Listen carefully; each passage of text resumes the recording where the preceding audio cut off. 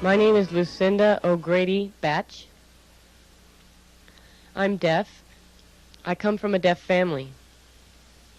I went to a deaf school in New Jersey. When I came to California, I got a job working at Salk Institute, which focuses on sign language research. I also have taught American Sign Language classes and been involved in the field of ASL in general. Now let me explain a little bit about the DAC, which stands for the Deaf Action Committee. That started in about 1988. Valerie Sutton is a hearing woman who invented sign writing way back in 1974. I got involved in sign writing in about 1981. In 1988, we decided to set up the Deaf Action Committee for the purpose of having several deaf people involved working on the sign writing project. We meet weekly to work on newsletters and the distribution of those newsletters, as well as a sign language dictionary. It's important to have a way to preserve old ASL signs as well as more current ASL signs and be able to share them throughout America. That project is also helpful internationally for research purposes.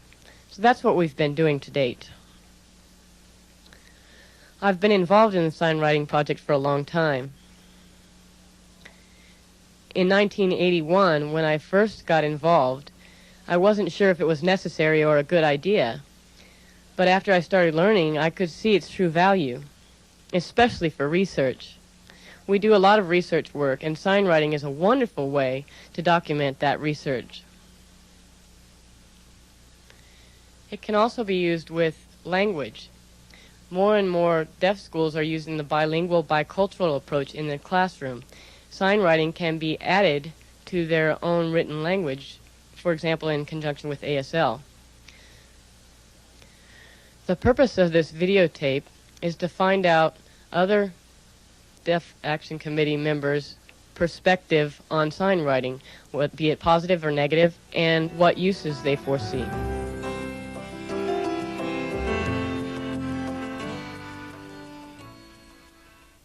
I'm Bonita Ewan. I grew up in Maryland. I'm the fourth generation of deaf people in my family. I went to a deaf school in Maryland, and I graduated from Gallaudet in communications. I work at Salk Institute as well. I work with ASL research. When I first heard about sign writing, I strongly disagreed. I thought it was totally unnecessary. I wanted to meet Valerie Sutton because I was curious, so I met her. And she asked me if I was interested in working in sign writing, and I thought, sure, why not? I felt a little bit like a hypocrite, but I wanted to see if it was interesting, and sure enough, I became fascinated with sign writing. I never really thought about it, but it's a wonderful opportunity for deaf people to be able to understand and preserve ASL and ASL stories. You know, some hearing teachers aren't good at presenting ASL stories, but this would be a marvelous tool for them to use. In the future, I wish we could add expression, because that's my love. And I believe that deaf schools could use that. It would also be good for mainstream programs and for use with ASL storytelling. So I hope that's what it's used for in the upcoming future.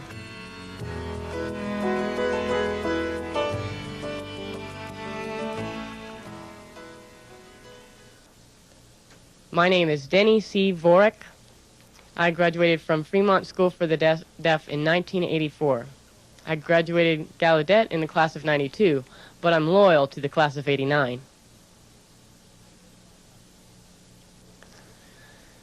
I heard a lot about sign writing. I think the first time I heard it is when I went to Cindy O'Grady Batch's wedding, and I met Valerie Sutton. And she showed me what she was working with, sign writing, and it looked like Chinese characters or something like that to me. It was really weird, but I didn't say anything. I thought it was a little bit crazy. After a while, I asked Cindy if she was still working for Valerie Sutton. She said yes, and she told me a little bit about it, and I still was skeptical. I thought, who really cares? After a couple more years, I had graduated, and I thought, why not give it a chance and work with it a little bit, get to feeling it can't hurt to try. So I called Valerie Sutton, and she said they didn't have any openings. The grant money was limited. Later on, she called me and said there was a position available. I went and started learning how to use their formulas and write following their rules. It was a little bit frustrating getting to know their system. The palm was represented by white, the back of the hand represented by black, and if it was cut in half, it represented a different plane to show the 3 dimensions. As I was trained, I started to pick up more and more. And I started working at home on my own computer and became my own boss. I didn't have to follow other people's schedule. I could set my own schedule. I really enjoyed that a lot. In the middle of the night, if I had nothing to do, I could start working on this SignWriting project. As I became more familiar with the computer system, I was fascinated and started to tell my friends about it. My suggestion for increasing the use of SignWriting would be to start a pilot program at a deaf school, for example, Fremont or Riverside School for the Deaf, and see if it works. Maybe start at the elementary school level and see if the children are successful in learning. If it is effective, it could be used as a model nationwide. It could also be used as a model for Gallaudet University and the world. Maybe later the universe, who knows?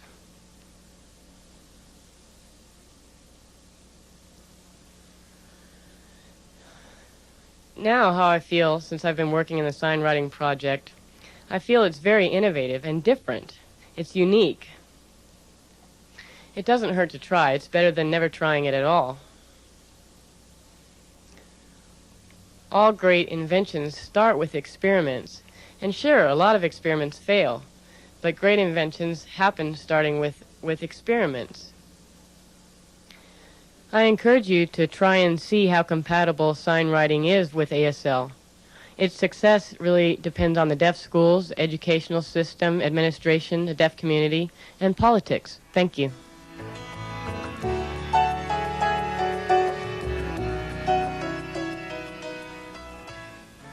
I'm Cathy Say.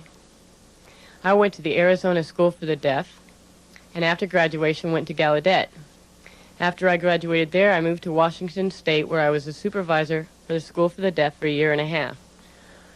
I moved here to San Diego, where I work as a researcher at Salk Institute, and I've been there for 2 years. I would say back when I was in high school was the first time I heard about SignWriting. And I couldn't understand what that could possibly be for and what it was worth. I was very much against it. And when I came here, I heard again about SignWriting. I thought people are still talking about SignWriting. I decided to go and see for fun what it would be like. So I met Valerie Sutton and started to learn, and I learned a lot, and I also learned how valuable it is. I learned more and more and more. When you learn something, you have to start with the basics, and then it gets easier after that, and you can read and write it easily. Just like written English, you have to start learning words, and then later sentences, and you go from there. It's very important to have a strong foundation. ASL is the same way.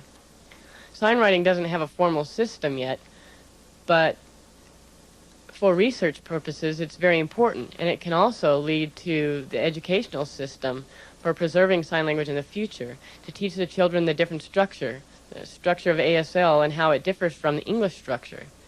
So it would be nice to have SignWriting for the future, and I hope that one day it will be incorporated into the educational system through the bilingual, bicultural approach. I hope the deaf community will accept writing sign as part of the language, as a written language, because many languages have a spoken form as well as a written form. Why can't we have 2 forms, a manual form and a written form? It would really be nice to have both. So I hope that that will happen.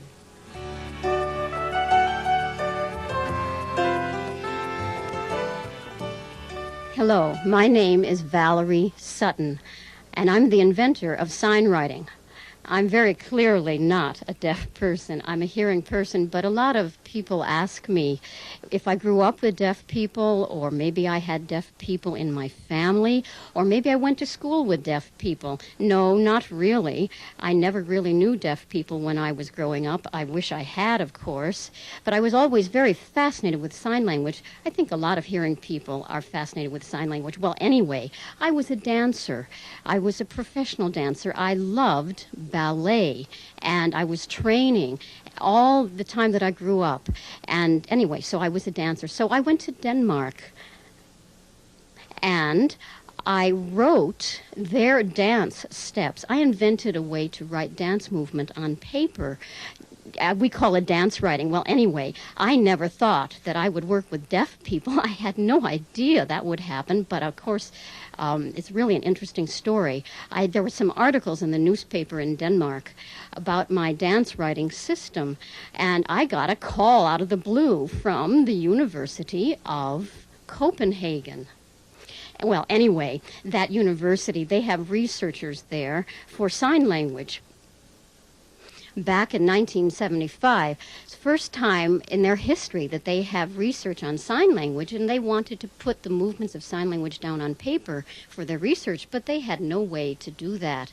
So they saw my article on dance writing in the newspaper and thought, okay, so they gave me a call, and they asked me to go to show the dance writing system to their university group. Well, I was really surprised, but interested, and so I went and showed them dance writing, and they asked me if I could use my dance writing system to put down the movements of sign language on paper. So I said, okay. So I sat in front of a videotape machine watching the Danish Sign Language for 3 months.